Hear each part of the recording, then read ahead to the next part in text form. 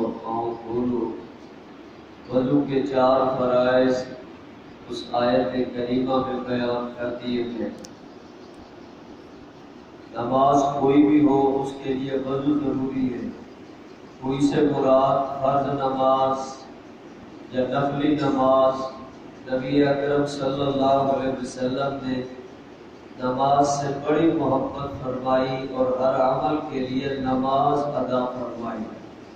پچھلی رات ہے تو تہجد کی نماز، صبح کا ٹائم ہے تو فجر کی نماز، سورج طلوع ہوا تو اشراق کی نماز، سورج بلند ہو گیا تو چاشت کی نماز، پھر ظہر، پھر عصر، پھر مغرب، پھر ابابین، پھر عشاء، اور پھر کتنی نمازیں حضور علیہ السلام نے ادا فرمائی۔ سورج گرنے لگا تو نماز، چاند کو گرنے لگا تو نماز، شکر ادا کرنا ہے تو نماز، اور اسی طرح حضور صلی اللہ علیہ وسلم نے ہر عمل کے لیے نماز ادا فرمائی۔ بارش نہیں ہو رہی تو نماز، آندھی چلی تو نماز، کوئی فوت ہو گیا تو اس پہ بھی نماز جنازہ پڑھی جاتی ہے۔ اور اسی طرح حضور صلی اللہ علیہ وسلم نے ایصال ثواب کے لیے بھی نفل نماز پڑھ کر اپنے مرحوموں کو ثواب پہنچانے کا بھی ارشاد فرمایا۔ تو ہر عمل پہ حضور علیہ السلام نے نماز کو پسند فرمایا، اور حضور علیہ السلام سے وہ بھی منقول کہ ویسے آپ نے وضو کیا تو وضو کے نفل بھی پڑھ لی، اس کو تحیۃ الوضو کہتے ہیں۔ مسجد میں تشریف لائے تو مسجد میں آ کر نفل پڑھ لیے، حضور صلی اللہ علیہ وسلم نے اس کا نام دیا یہ تحیۃ المسجد ہے۔ بندہ مسجد میں آئے نماز ادا کرے۔ آپ صلی اللہ علیہ وسلم نے نماز سے بڑا پیار کیا، اتنی نمازیں پڑھی، لمبے لمبے قیام، صلاۃ الحاجت ہے تو پھر بھی نماز ہی کا حکم ہے کہ حاجت کے طور پر نماز پڑھو، توبہ کرنی ہے تو نماز، شکر ادا کرنا ہے تو نماز، نماز ہی نماز ہے۔ آپ صلی اللہ علیہ وسلم کی زندگی مبارک اسی طرح اللہ کی عبادت سے مزین ہے۔ آپ معراج کے لیے جا رہے ہیں، ہر سٹاپ پہ آپ نے نماز ادا فرمائی، بیت المقدس میں پہنچے، رات کا ٹائم ہے، انبیاء علیہ السلام موجود ہے، آپ نے وہاں کی نماز پڑھائی۔ تو اللہ رب العزت کی یہ اہم ترین عبادت ہے، اب اس میں غفلت نہ کی جائے۔ نماز، فرض نماز کو اپنے ٹائم پہ ادا کر لینا یہ بہت بڑا نیک عمل ہے، اس لیے نماز میں کوتاہی نہیں۔ نماز کے لیے وضو ضروری ہے۔ اب وضو کے آداب تھوڑے سے ایسے بندہ یاد رکھے کہ اچھے طریقہ سے وضو کر لے گا تو نماز اور دیگر عبادات اچھے طریقہ سے ادا ہو جائیں گی۔ نماز کے لیے تو وضو لازمی ہے، بیت اللہ شریف کا طواف کرنا ہو پھر بھی وضو ہے، اور اسی طرح تلاوت قرآن کریم اور قرآن کریم کو قائم اٹھانا ہے، اب اس کے لیے بھی وضو اور طہارت، پاک صاف ہونا ضروری ہے۔ اسی طرح دیگر اعمال ان کے اندر بھی وضو بندہ کر لے گا تو برکت خیر ہوگی اور وہ عمل بڑا خوبصورت طریقہ سے ہو جائے گا۔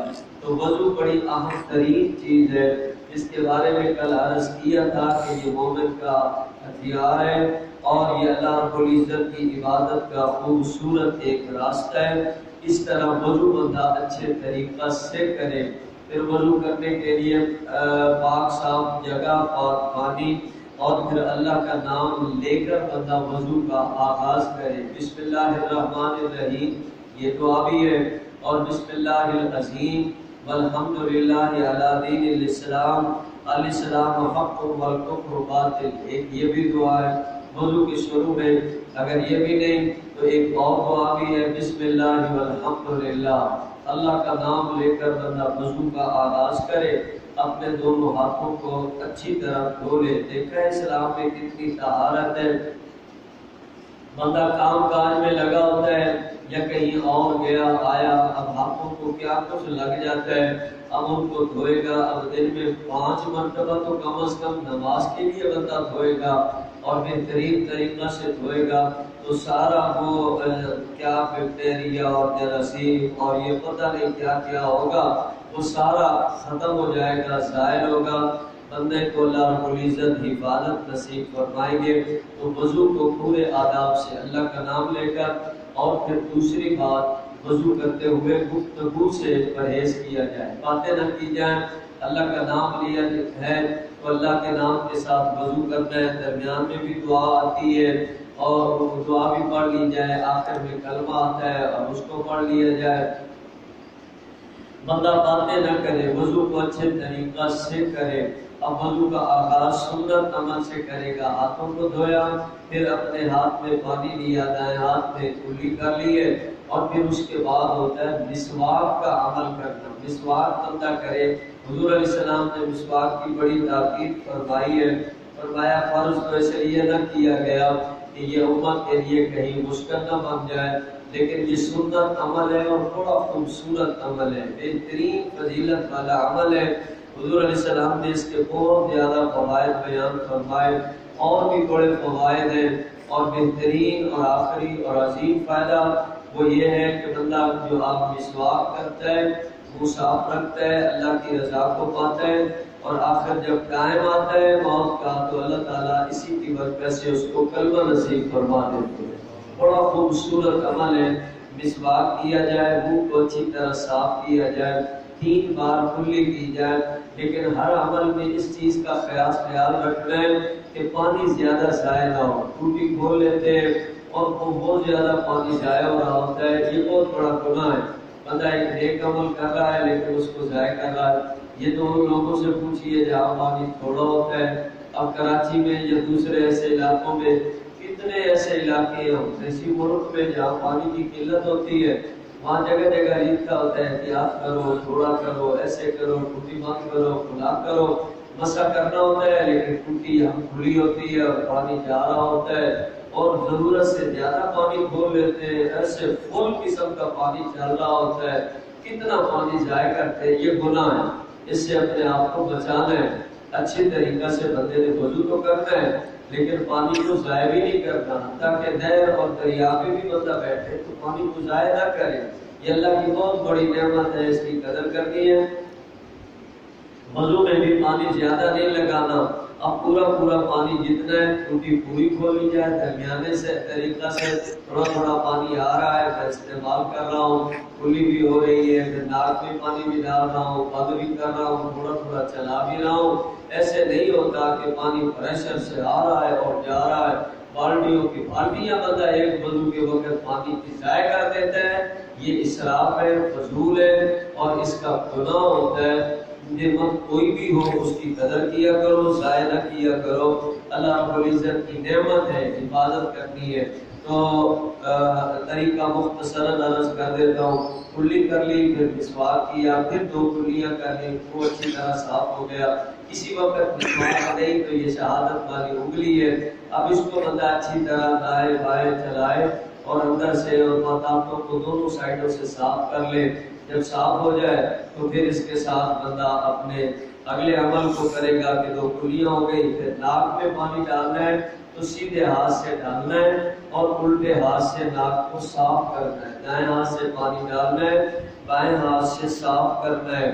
کسی جگہ بھی ہو، ناک لوگ باہر بھی گلی بازارے میں بھی صاف کر رہے ہوتے ہیں، سیدھے ہاتھ سے کر رہے ہوتے ہیں۔ یہ خلاف ادب ہے، خلاف شریعت ہے، خلاف سنت ہے، فطرت کے خلاف ہے۔ دائیں ہاتھ کو وہاں ایسے استعمال نہ کیا جائے، وہ کپڑا بھی نہیں ہوتا، ٹیشو پیپر بھی نہیں ہوتا، اور وہاں دائیں ہاتھ سے بھی کر رہے ہیں یا بائیں سے بھی کریں تو پھر بھی صفائی تو ضروری ہے۔ تو بہرحال ناک کو بھی اچھی طرح صاف کرنا ہے۔ ایک بار پانی ڈالے، ناک صاف کر دے، دوسری بار پھر ڈالے، پھر یہ باریک چھوٹی خود سے انگلی یہ چگلی اس کو اندر بندہ پھیر لیتا ہے، اچھی طرح ناک صاف ہو جائے گا۔ اور اس کے بے شمار فوائد ہیں، اور بہت زیادہ طبی فوائد تو اپنی جگہ کتنے ایسے، اب ان کو بھی بندہ دیکھے تو ناک کو صاف کرے، تیسری بار پھر اسی ہاتھ سے پانی ڈال کر پھر بائیں ہاتھ سے صاف کر لے، اور پھر اس کے بعد پانی لیے چہرے کو پورا دھو لینا ہے۔ یہ پوری پیشانی کے بالوں سے لے کر اب تھوڑی کے نیچے تک، اور کان کی لو سے دوسری کان کی لو تک اچھی طرح چہرہ دھونا ہے۔ بال کے برابر کی جگہ خشک نہ رہے، چہرہ دھونا فرض ہے، اور 3 بار اس کو دھو لیں گے۔ اور داڑھی مبارک ہے تو اللہ کے محبوب نبی کی سنت ہے، اب اس میں بھی پانی ڈالنا ہے، 1 2 3 3 بار اس میں بھی پانی اور فلال بھی بندہ کر لیتا ہے۔ اب یہ سنت بھی عمل ہوگا، سنت پہ بھی عمل ہوگا۔ تو اس طرح چہرہ ایک فرض ہو گیا، یہ فرض ایک ہے۔ پہلے ہاتھ دھوئے، سنت کلیہ کی، سنت مسواک کیا، سنت ناک میں پانی ڈالا صاف کیا، سنت عمل ہوتا رہا۔ پھر اب چہرہ دھویا تو ایک فرض ہو گیا۔ وضو کے 4 فرائض ہیں، چاروں کو پورا کرنا ہے۔ چہرہ دھونے کے بعد پھر بازوؤں کو اچھی طرح دھونا ہے، 3 بار بندہ دھو لیتا ہے۔ اب دونوں سمیت ایک ہاتھ دھو لیا، یہ بازو دھل گیا، پھر دوسرا 3 بار اچھی طرح دھو کر اب پھر جب تیسرے فرض کی طرف جانا ہے، یہ سر کا مسح، یہ فرض ہے۔ اب اس کے لیے یہ ہوگا کہ ایک چلو میں ہاتھ میں بندہ لے گا پانی اور اپنے انگلیوں پہ بہائے گا، اور چہرے سے پگڑی جو کہ سائڈ پہ رکھی ہوئی ہے، اب ننگا ہے تو اب پورے یہ 3 انگلیاں ساتھ ملا لے گا، اور یہ انگلی اور انگوٹھا یہ سائڈ پہ رکھے گا۔ اب چوتھائی سر کا مسح فرض ہے، پورے سر پہ لے جائے، پورا ادا ہو گیا۔ اب یہ انگلی اور انگوٹھا، انگلی کو کان کے اندر چلائے گا، انگوٹھا کان کی بیک سائڈ پہ، پچھلی سائڈ پہ چلائے گا۔ اب یہ پشت رہ گئی، اب اس کو گردن پہ چلائے گا، اب گردن پہ پھیر دیا، پھر اس طرح یہ ہو گیا پورا مسح۔ 3 فرض ادا ہو گئے۔ چوتھا فرض ہے وضو کے اندر پاؤں کو دھونا۔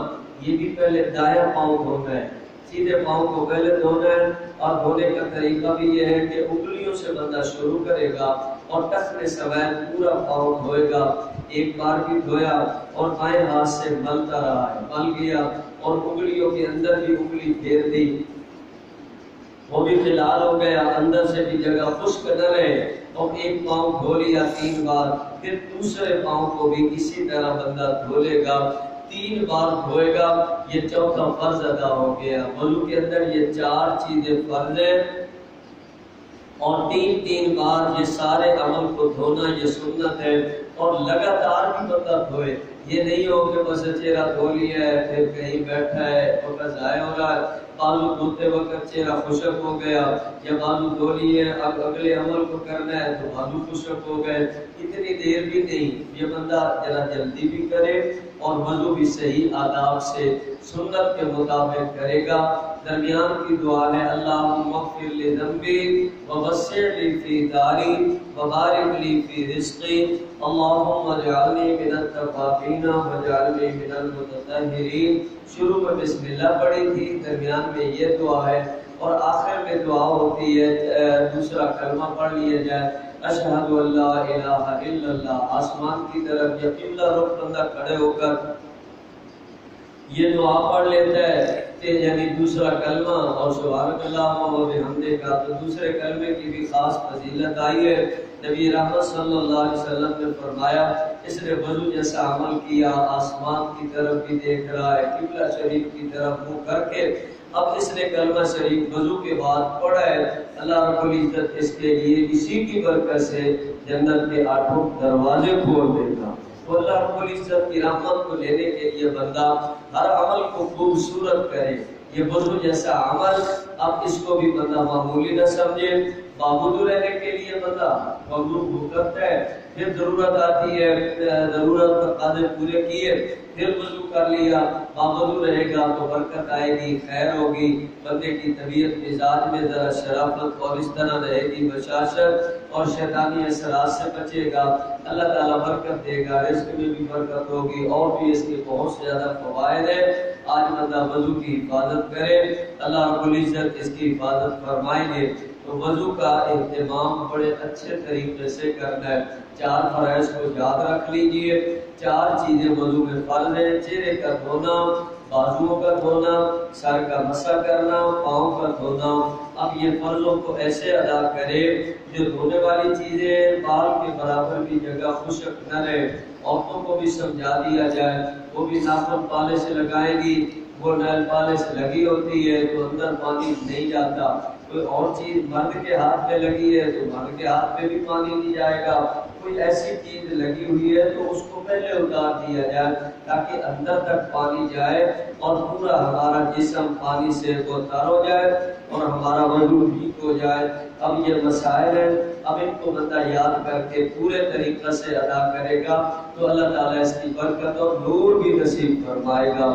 اس لیے نماز سے پہلے وضو، اور وضو کو اچھے طریقہ سے کرنا ہے، پوری توجہ پورے دھیان سے بندہ کرے گا، پھر نماز بھی اللہ تعالیٰ بہترین پڑھنے کی توفیق عطا فرمائے گا۔ اور تھوڑے سے آداب تو ہے، اور ایسے بندہ بہرحال اتنی رعایت کرتے ہوئے وضو کرے گا، پانی کے ضائع کرنے سے بچے اور گفتگو سے بچے، اور اپنے آپ کو ایسا بہترین وضو کرنے والا بنائے گا تو اللہ تعالیٰ اگلے عمل بھی اچھے کروائے گا، اور وہ عمل اچھے ہوں گے اللہ خیر بھی بڑی اچھی نصیب فرمائے گا۔ اللہ رب العزت عمل کی توفیق عطا فرمائے۔ ہاں اگر کسی جگہ پانی نہیں ملتا تو پھر تیمم ہوتا ہے، تیمم کا بھی مختصر طریقہ پاک مٹی، عام طور پہ یہاں پانی میسر ہی ہوتا ہے، کسی جگہ پہ ایسی جگہ آ گئی جہاں پانی میل میل تک نہیں نظر آ رہا اور وقت جا رہا ہے، نماز پڑھنی ہے، تو پھر پاک مٹی کے اوپر بندہ ہاتھ مار لیتا ہے، پھر جھاڑ لیتا ہے اور ایک بار چہرے پہ پھیر لیتا ہے، دوبارہ پھر مٹی کے اوپر ہاتھ مار لیتا ہے اور اپنے بازوؤں پہ پھیر لیتا ہے۔ اب ایسے یہ ہو گیا کہ دو ہی ضربیں اس کی ہوتی ہے، اب دو بار ہی بندے نے ہاتھ مارا اور چہرے پہ بھی اور بازوؤں پہ بھی ہاتھ مٹی والے پھیر لیے۔ مٹی کا لگانا ضروری نہیں کہ چہرے پہ مٹی لگ جائے، اور یہ نہیں وہ ہاتھوں کو لگی ہے وہ بھی جھاڑ کر صرف مٹی والے ہاتھ چہرے پہ پھیرے اور ایسے کیا تو پھر یہ وضو کے قائم مقام ہوتا ہے۔ لیکن جب پانی مل جائے یا بندے نے تیمم کیا تھا بیماری کی وجہ سے اب تکلیف ہوتی ہے وضو کرنے میں تو تیمم کر کے بندہ نماز ادا کرتا ہے، لیکن جب صحت یاب ہو گیا پھر بندہ وضو ہی کرے، وضو کر کے ہی نماز، اصل تو وضو ہے اور تیمم اس کا قائم مقام ہے۔ وضو کا حکم ہے، وضو بندہ کرے ہر عمل کے لیے، خاص طور پہ نمازوں کے لیے تو لازمی چیز ہے، اس کے بغیر کوئی نماز نہیں۔ تو اللہ رب العزت نے یہ حکم دیا ہے، اللہ کا حکم پورا ہوگا، پاک نبی کی سنت پہ عمل ہوگا، اللہ خیر نصیب فرمائے۔ الحمدللہ۔